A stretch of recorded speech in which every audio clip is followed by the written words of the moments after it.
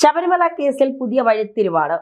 മുൻ അഡ്മിനിസ്ട്രേറ്റീവ് ഓഫീസറെ അറസ്റ്റ് ചെയ്തിട്ടുണ്ട്. അപ്പോൾ കൂടുതൽ വിവരങ്ങൾ, അതായത് കൂടുതൽ പിന്നെ ഇപ്പോൾ ഇന്നലെ ഹൈക്കോടതിയിൽ വാസു പറഞ്ഞതൊക്കെ നമ്മൾ ഞെട്ടിപ്പിക്കുന്നതാണ്. ഓരോ ദിവസവും ശബരിമലയിൽ അറസ്റ്റ് നടക്കുന്നുണ്ട്, അന്വേഷണങ്ങൾ നടക്കുന്നുണ്ട്. പക്ഷെ യഥാർത്ഥ ആളുകളിലേക്ക് ഇത് എത്തുന്നുണ്ടോ?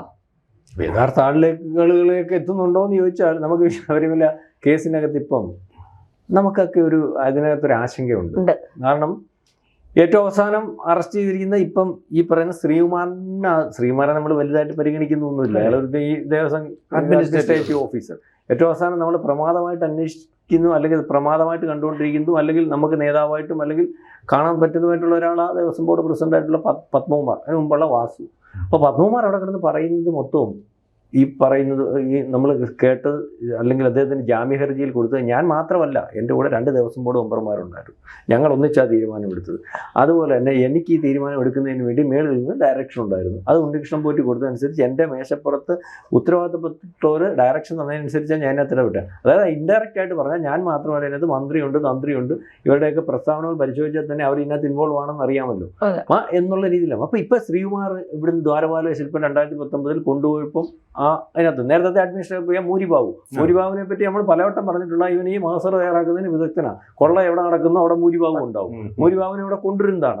അയാൾക്ക് തന്നെ പോയിരുന്നില്ല നോക്കത്തില്ല. അയാളെ ഈ ഉദ്യോഗസ്ഥനായതുകൊണ്ട് അയാളെ ഇവിടെ കൊണ്ടുവരണ്ടായിരുന്നു. നമ്മളിലെ ഈ വലിയ വലിയ ആനയൊക്കെ ലോറിയെ കൊണ്ടുവരുന്നത് എഴുന്നള്ളിപ്പിക്കുന്നത്. ഇവനവിടെ കൊണ്ടുവന്ന് അപ്പോൾ ഇവനെ തയ്യാറാക്കിയിട്ട് ഏതാണ് ഇപ്പൊ ഇവനോട് അകത്ത് പോയി. ഇവൻ മുൻകൂർ ജാമ്യത്തിന് വേണ്ടി ശ്രമിച്ചുകൊണ്ടിരിക്കുകയായിരുന്നു, കിട്ടിയില്ല. ഇനി ഒരു ദേവസ്വം സെക്രട്ടറിയുടെ ജയശ്രീ അവർ സുപ്രീം കോടതി പോയിട്ടുണ്ട്. അവർ ഇതിനകത്ത് രണ്ടും തള്ളി കൊടുത്തു. അപ്പൊ ഇതിനകത്ത് കോടതിക്ക് ഇതിനകത്ത് മൊത്തം അറിയാം, അങ്ങനെ പ്രസ്താവിക്കാൻ പറ്റത്തില്ല തെളിവുകളുടെ അടിസ്ഥാനത്തിൽ. കോടതി അതുകൊണ്ട് ഈ വിഷയം കിട്ടിയപ്പോൾ തന്നെ പറഞ്ഞതാ, നിങ്ങൾ അതിനകത്ത് ഗൂഢാലോചന അന്വേഷിക്കണം, കടൽ കടത്തിയിട്ടുണ്ടാവാം, അല്ലെങ്കിൽ ഇതിനകത്ത് ഇത്രയും കക്ഷികളൊന്നും വരത്തില്ല. അതുകൊണ്ട് ഇതിന്റെ കോടതിയിൽ ലിസ്റ്റ് കൊടുത്തനുസരിച്ചുള്ള ഈ മൂരിബാബു, ദേവസ്വം ബോർഡ് പ്രസിഡന്റ്, വാസു, തന്ത്രി, മേൽശാന്തി. അപ്പൊ തന്ത്രിയും മേൽശാന്തിയും മാറ്റി ജയറാം അങ്ങോട്ട് പോയെന്ന് അറിയത്തുമില്ല, അവർ പിടിയില്ല. അപ്പൊ ഇങ്ങനെ ഇപ്പം ഇതിനകത്ത് വരുമ്പോൾ നമ്മൾ ഏറ്റവും പ്രധാനപ്പെട്ട ഒരു കാര്യം ഇതിനകത്ത് ശ്രദ്ധിക്കേണ്ടതായിട്ടുണ്ട്. ഇതിനകത്ത് സാറേ ഇത് വലിയ കുഴപ്പമാണ്. വലിയ കുഴപ്പമെന്ന് പറഞ്ഞാൽ ഇത് ഇപ്പം SIT സംഘത്തെ നമ്മൾ കോടതിയിൽ വിശ്വസിച്ചിരുന്ന SIT സംഘത്തെ തീരുമാനിച്ചു. കോടതി അതിനകത്ത് തലവനെ വെച്ചു, തലവൻ താപ്പോട്ട ആളിനെ വെച്ചു. ഈ താപ്പോട്ടുള്ളവരെ ആരോണ്ടൊക്കെ റാഞ്ചി കൊണ്ടുപോയി. കേസ് ഒരുമാതിരി പ്രക്രൂസ്റ്റസിന്റെ കവിത പോലെ ഇന്നടത്ത് വെച്ച് മുറിച്ചു. അതായത് ഉദ്യോഗസ്ഥന്മാരെ വെച്ചത്. ഇന്നലെ രമേശ് ചെന്നിത്തല ഒരു വ്യവസായിയുമായിട്ട് ചെന്നിട്ട് കാര്യങ്ങൾ പറഞ്ഞു. എനിക്ക് ഇഷ്ടമുള്ള പോലെ മുറിച്ചിരിക്കുക.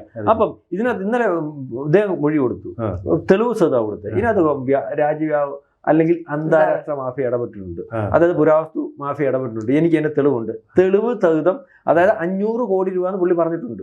500 കോടി രൂപ. അതിനകത്ത് അറിയാവുന്ന വ്യവസായി രമേശ് ചെന്നിത്തല മൊഴി കൊടുത്തു. നിങ്ങൾക്ക് ഇതാ വ്യവസായിയുടെ അദ്ദേഹത്തുമായിട്ട് ബന്ധപ്പെട്ടതും 2017-18 ഈ സംഭവം നടന്നതിനുമായിട്ടുള്ള കൃത്യമായ തെളിവ് അനുസരിച്ചുള്ള കാര്യങ്ങളും അവിടെ കൊടുത്തിട്ടുണ്ട്. ഇനി SIT സംഘം അന്വേഷിക്കുമോ, അല്ലെങ്കിൽ ഈ കേസ് ഏത് രീതിയിൽ കൊണ്ടുപോകുന്നൊക്കെയുള്ള രീതി നമുക്ക് നാളെ കാണേണ്ടി വരും. അപ്പം ഞാൻ ഒന്ന് പറഞ്ഞ സാറ് പറയാം. ഞാൻ ഈ പറഞ്ഞത്, ഈ കേസ് തീർക്കാൻ ശ്രമിക്കുന്നു. ഈ കേസിനകത്ത് ഇനി വേറെ കാര്യം കൂടെ ഞാൻ പറഞ്ഞുതരാം. ഏറ്റവും പ്രധാനപ്പെട്ട, ഇന്നലെ വാസു ഒരു ജാമ്യത്തിന് വേണ്ടി ഒരു മൊഴി കൊടുത്തിട്ടുണ്ട്. ഞാനത് ഇതിനും മൊഴി കൊടുത്തിട്ടുണ്ട്. എന്തോ കൊടുത്തേക്ക് നിങ്ങളാരും ശ്രദ്ധിച്ചിട്ടില്ല, ഇവിടുത്തെ മാധ്യമങ്ങൾ എടുത്തിട്ടുമില്ല. ഇതിനകത്ത് ഇത് സ്വർണമാണെന്ന് ആര് പറഞ്ഞു? ഇത് സ്വർണമാണെന്ന് ആര് പറഞ്ഞു? എവിടെ ഉണ്ട് തെളിവ്? ദേവസ്വം ബോർഡിനകത്തുണ്ടോ? എങ്ങും തെളിവില്ല. ഞാൻ എഴുതി വെച്ചതാണ് ശരി. എനിക്ക് എഴുതാൻ അധികാരമുണ്ട്. ഞാൻ ദേവസ്വം ബോർഡ് കമ്മീഷണറാണ്. ഞാൻ ഈ പറഞ്ഞത് പോലെ ഇരുന്നിട്ടുള്ള പോസ്റ്റുകൾ വെച്ചിട്ട്, അല്ലെങ്കിൽ എനിക്ക് എഴുതാൻ അധികാരമുണ്ട്. ഇത് ചെമ്പ് നേടിയ, അല്ലെങ്കിൽ അതിനകത്ത് ഞാനത് എഴുതിയതിന് ശേഷം, ദേവസ്വം ബോർഡ് കമ്മീഷണറായിരുന്നല്ലോ ഞാൻ എഴുതിയതിന് ശേഷം കാണിച്ചില്ലേ ഉത്തരവാദിത്തപ്പെട്ടവരെ? അവർ പരിശോധിച്ചപ്പോഴും ഈ പറയുന്നത് പോലെ ഇത് ചെമ്പുപാളിയ അല്ലെ പിച്ചളപ്പാളിയ. അപ്പം ഇതിനകത്ത് എവിടാണ് ഇത്? കോടതി വരുമ്പം ഇതിനകത്ത് ഇത് സ്വർണം പൂശിയ അല്ലെങ്കിൽ സ്വർണ്ണത്തകിടാണെന്നോ കാണിക്കുന്ന രീതിയിലേക്കുള്ള എവിഡൻസ് ദേവസ്വം ബോർഡിനകത്ത് ഇല്ലെന്നുള്ളത് ബോധ്യപ്പെട്ട് വളരെ കൃത്യമായിട്ട് അറിയാവുന്ന ആളാണ് ഇദ്ദേഹം. അങ്ങനത്തെ ഇതാണ് അദ്ദേഹം ഇതിനു വേണ്ടി കൊടുത്തിരിക്കുന്നത്. അതായത് ഈ കേസ് തീർന്നു. ഈ കേസിനകത്ത് ഇപ്പം കിടക്കുന്ന പോലെ വാസു റിമാൻഡിൽ ഒരു കേസിനകത്ത് ഇദ്ദേഹം ഉണ്ടെന്ന് പറഞ്ഞ്, അല്ലെങ്കിൽ SIT സംഘം പെടുത്തി അതിനകത്ത് ഇട്ടിരിക്കുന്നതിനപ്പുറം കേസ് കോടതിയിൽ വരുമ്പോൾ പപ്പൻ ഉൾപ്പെടെ, മുരാരി ബാബു ഉൾപ്പെടെ, ഈ പറയുന്ന വാസു ഉൾപ്പെടെ എല്ലാവരും വെളിയിൽ വരുന്ന രീതിയിലേക്ക് കേസ് തീർന്നതായിട്ടാണ്. ഇന്നലത്തെ ഒറ്റ കാര്യത്തോടു കൂടി കേസ് നിൽക്കത്തില്ലെന്ന് വന്നിട്ടുണ്ട്. അന്നേരമാണ് ഇതിനകത്ത് ഇതല്ല, ഇതിനപ്പുറം കൊള്ള നടന്നിട്ടുണ്ട്. അതായത് ഇത് കൊള്ളയ്ക്ക് വേണ്ടി അന്താരാഷ്ട്ര അല്ലെങ്കിൽ റാക്കറ്റിന് കൊടുക്കുന്നതിന് വേണ്ടി തീരുമാനിച്ചിരുന്നു. അതായത് വളരെ പ്ലാൻഡ് ആയിട്ടാണ് ഇത് ചെയ്തിരിക്കുന്നത്. ഒരിക്കലും ഇത് കോടതിയിൽ വന്നാൽ ഇത് തെളിയിക്കപ്പെടുന്ന ഒരു അവസ്ഥയിലേക്ക് കാര്യങ്ങൾ ഇല്ല എന്നുള്ള രീതിയിലേക്കാണ് മുരാരി ബാബു ഇന്നലെ ജാമ്യത്തിന് വേണ്ടി കൊടുത്തിരിക്കുന്ന മൊഴിയിൽ നമുക്ക് മനസ്സിലാകും. അതായത് ഇപ്പം രമേശ് ചെന്നിത്തല കൊണ്ടുവന്ന വ്യവസായി പറഞ്ഞ 500 കോടി ഉൾപ്പെടെയുള്ള അല്ലെങ്കിൽ അത്തരത്തിൽ ആൻറ്റിക്കിന് വേണ്ടി ഇവിടുന്ന് ദ്വാരപാല ശില്പമോ വാതിൽപ്പടിയോ അതിനു മുമ്പുള്ള കൊടിമരമോ അതിനു മുമ്പുള്ള ഈ നമ്മൾ പറയത്തില്ലേ 18-ാം പടിയോ ഒക്കെ നടന്നപ്പോൾ കാര്യങ്ങൾ നടന്നിട്ടുണ്ടെങ്കിൽ ഇതെല്ലാം പപ്പനാ പറയുന്നത്, ഞാനല്ല പറയുന്നത്. 2007 തൊട്ട് നടന്നിട്ടുണ്ടെന്നും അന്നും ദേവസ്വം ബോർഡ് പ്രസിഡന്റ് ഉണ്ടെന്നും അന്നും മന്ത്രി ഉണ്ടെന്നും നമുക്ക് പപ്പന പറഞ്ഞു. അപ്പോൾ ഇതൊക്കെ നോക്കുമ്പോൾ ഇത് വളരെ പ്ലാൻഡായിട്ട് കോടതി പറഞ്ഞ ഒരു വലിയ ഗൂഢാലോചന കടൽ കടന്നിട്ടുണ്ട്. അതായി വ്യവസായി പറയുന്നത് 500 കോടി.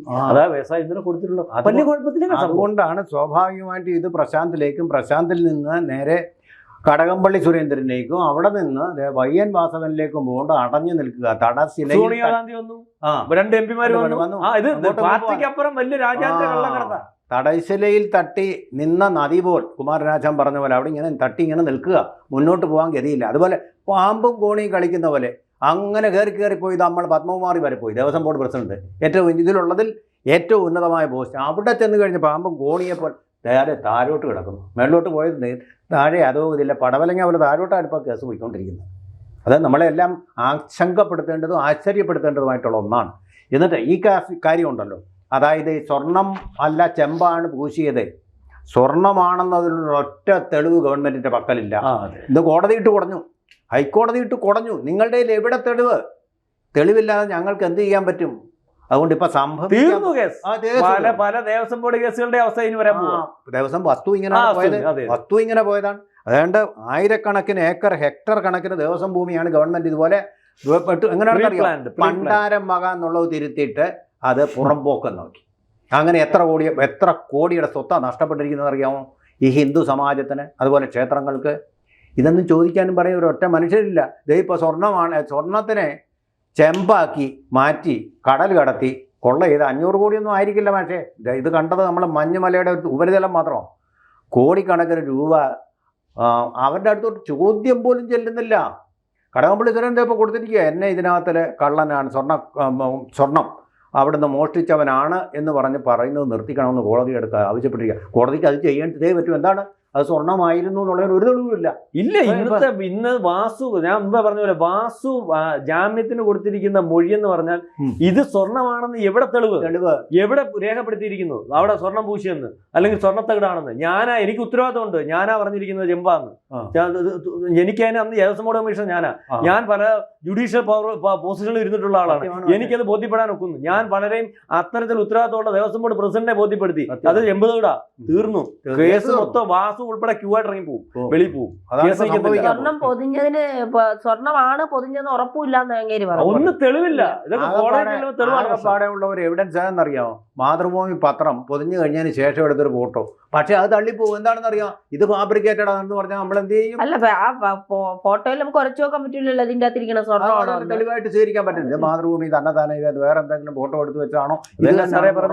കോടതിക്ക് ഇത് മൊത്തം അറിയാം. കോടതിയുടെ എല്ലാം എനിക്കറിയാം. എല്ലാം പണ്ട് ഒരു സിനിമയ്ക്കകത്ത് നമ്മുടെ ഇവര് എന്തുകൊണ്ട് പേര് ഗുരുവായൂരപ്പനെ ഞാനേ കണ്ടുള്ളൂ.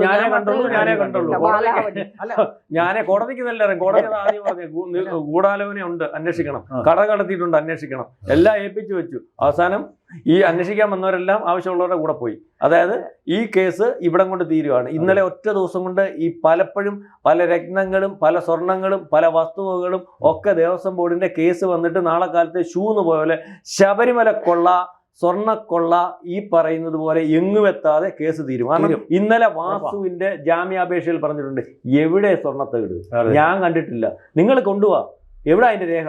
സ്വർണ്ണത്തകിടാന്നുള്ളത് അത് ചെമ്പാ, എനിക്കതിനറിയാം, ഞാൻ ബോധ്യപ്പെട്ടിരുതിയാ, തീർന്നു. കോടതി പറഞ്ഞെന്താ? കോടതി ദിലീപ് കേസിൽ പറഞ്ഞെന്താ? തെളിവ് വേണം. ഒറ്റ തെളിവുണ്ടോ സ്വർണ്ണ ആണെന്നുള്ളതിന്? ഇൻവെന്ററി ഇല്ല, രജിസ്റ്റർ ഇല്ല, മിനിറ്റ്സ് ഇല്ല, യാതൊന്നുമില്ല, ഒറ്റ രേഖയുമില്ല. അപ്പോൾ വാസു ജയിച്ചു, ശബരിമല തോറ്റു. ഇതാണിപ്പോൾ സംഭവം. ഭക്തർ തോറ്റു.